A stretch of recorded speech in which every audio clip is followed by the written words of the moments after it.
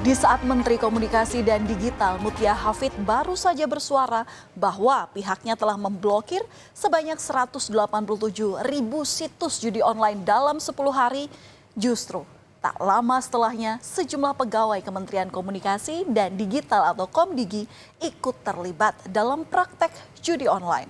Tak main-main, mereka berperan melindungi sekitar 1.000 situs judi online yang masih bebas beroperasi. Bagaikan musuh dalam selimut, mereka yang seharusnya mendukung cita-cita pemerintah dalam memberantas judi online justru malah menyalahgunakan wewenangnya.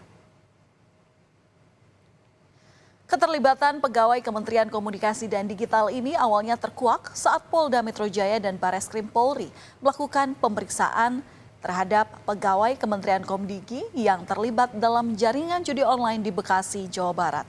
Setelah diselidiki, ternyata pegawai Kementerian Komdigi tersebut menyalahgunakan wewenangnya. Polisi pun langsung menggeledah kantor Kementerian Komunikasi dan Digital. Penggeledahan dilakukan oleh petugas di lantai 2 dan 3 dengan menghadirkan 4 tersangka terkait kasus judi online. Selama beberapa jam melakukan penggeledahan, petugas membawa tumpukan berkas di dalam kotak kontainer yang diduga merupakan bukti tertulis terkait kasus pengungkapan judi online. Penelusuran dalam mengungkap kasus judi online terus dilakukan oleh polisi. Polda Metro Jaya juga menggeledah sebuah ruko yang dijadikan sebagai markas untuk mengelola situs judi online di kawasan Galaksi, Kota Bekasi, Jawa Barat. Polisi membawa salah satu tersangka yang merupakan staf ahli Kementerian Komunikasi Informasi dan Digital. Ruko ini rupanya dijadikan markas untuk mengoperasikan judi online. Belasan perangkat komputer tertata rapi dalam ruko tersebut. Para tersangka sengaja menyewa ruko dan mempekerjakan sejumlah orang untuk mengoperasikan judi online. Mereka menyebut tempat ini adalah kantor satelit. Polisi telah menetapkan 15 orang sebagai tersangka dalam kasus judi online. Dari 15 tersangka ini, 11 diantaranya merupakan pegawai Kementerian Komunikasi dan Digital. Sedangkan 4 orang lainnya merupakan warga sipil.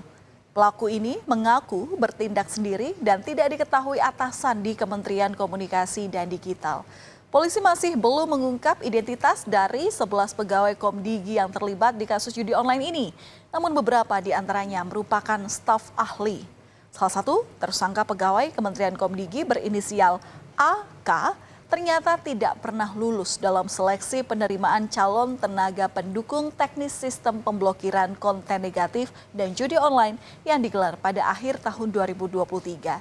Namun, ia justru dipekerjakan sebagai tenaga pendukung teknis sistem pemblokiran konten negatif dan judi online di Kementerian Kominfo saat itu. Dan hasilnya terhadap tersangka AK dinyatakan tidak lulus. Namun faktanya tersangka AK kemudian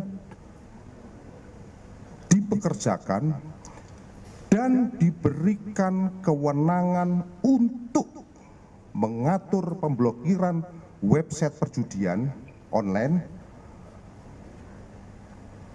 dan artinya bahwa tersangka AK ini betul-betul memiliki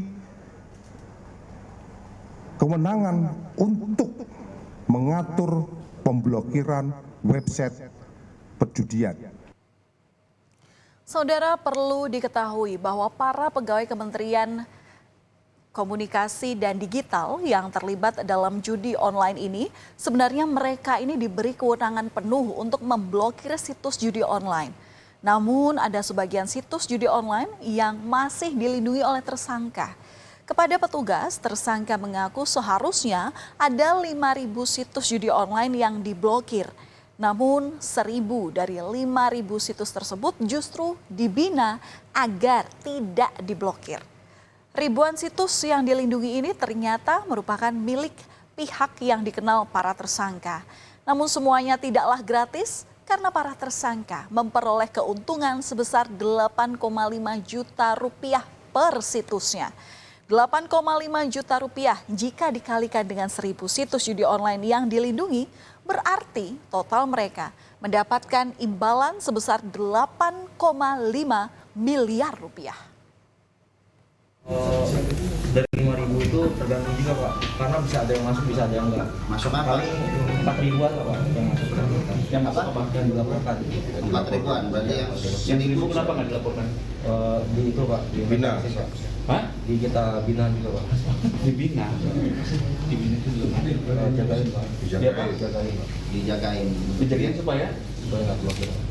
supaya nggak Yang blokir. keuntungan di situ ya. Di sini apa? Proyeknya itu kurang lebih 8 juta setengah Pak.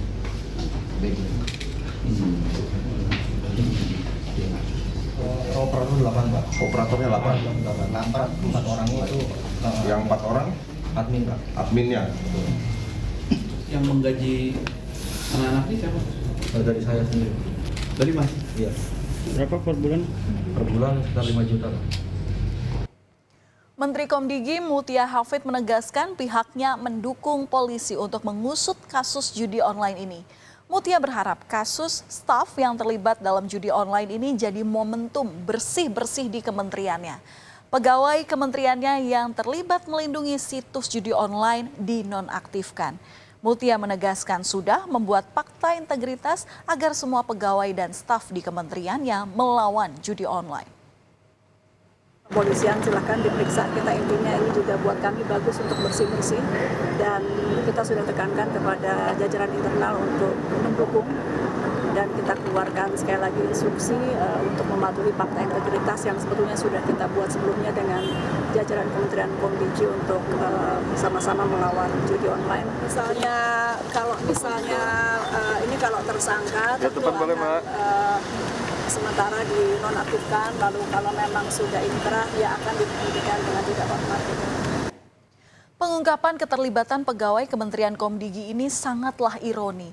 Karena sebelumnya Menteri Komunikasi dan Digital Mutia Hafid mengklaim telah memblokir 187.000 situs judi online dalam 10 hari sejak Prabowo Subianto dilantik sebagai presiden.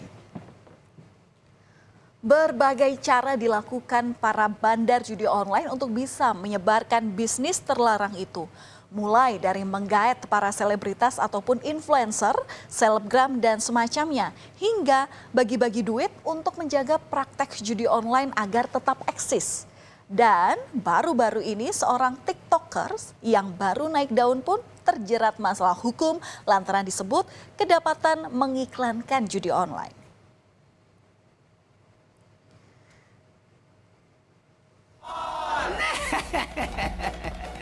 Mari kita joget, mari kita. Konten kreator Gunawan Sabdor ditetapkan sebagai tersangka atas dugaan promosi judi online.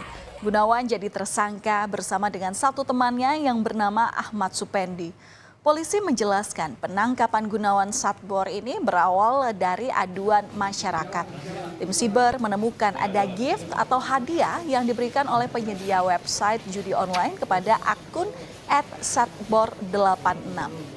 Dalam video tersebut, salah satu tersangka Ahmad Supendi juga melakukan promosi situs judi online.